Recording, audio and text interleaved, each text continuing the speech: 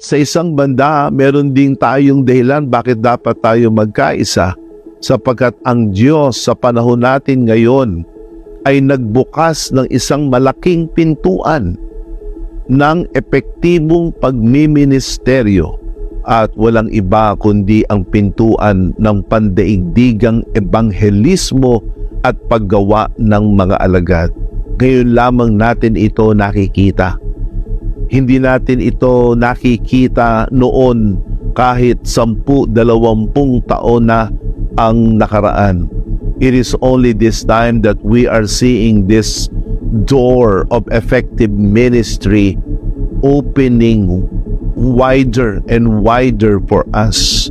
God is placing us in this incredible platform wherein we can better and stronger amplify the very voice of Jesus Christ in our time.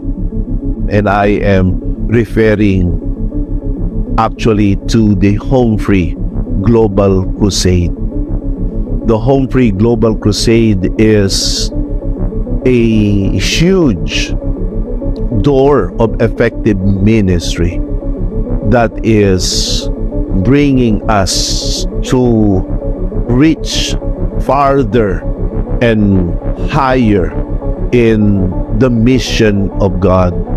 Makikita natin ang napakalaking epekto nito sa gawaing pangangaral ng salita ng Diyos. Isipin lamang natin, sa loob lamang ng 1-2 oras o 3 oras na gabi ng pangangaral ng salita ng Diyos, libo-libo ang nakakapakinig, libo-libo ang nakapagpapasya na sila'y sumampalataya sa Panginoon, at libo-libo din ang nangababautismuhan. Yung ating maaakay sa pananampalataya sa loob ng ilang buwan o sa isang taon, maging sa isang taon, ay ating naaakay sa loob lamang ng isang gabi. At hindi lamang sa isang lugar natin ginagawa ito, kundi ito'y nagagawa natin sa buong Pilipinas.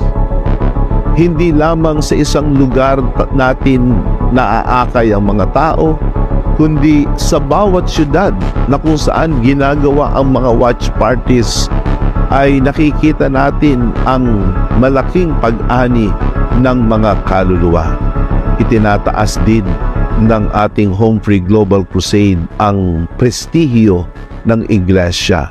Now, the Philippines and the world are seeing the better side of us, the better side of the PMCC Fourth Watch, na hindi lamang tayo ngayon ang iglesia na nakikilala na nangangaral sa mga tabing daan, sa mga liwasang bayan at sa mga kalye at sa mga sasakyan, kundi tayo ngayon ay nakikilala nila na nagsasagawa ng crusade na itinatawag ng marami ngayon sa sanglibutan na isang revival.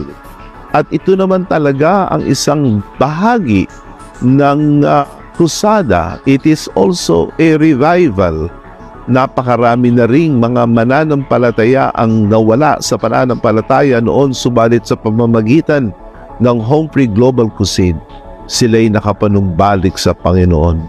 Ang mga pananampalataya na parang umaandap-andap gaya ng isang kandila na mamamatay ay muling nagliliyab ang kanilang mga pananampalataya.